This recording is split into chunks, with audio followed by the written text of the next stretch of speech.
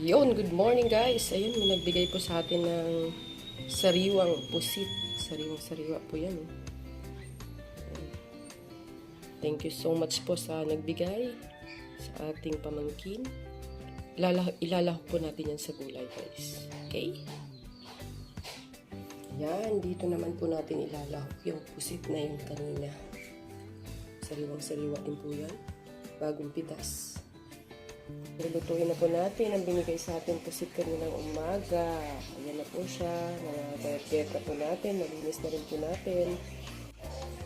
At ito naman po ang upo. Ayan. Nabalatan na rin po natin at nagayat. So ito po yung mga ingredients para sa ating recipe.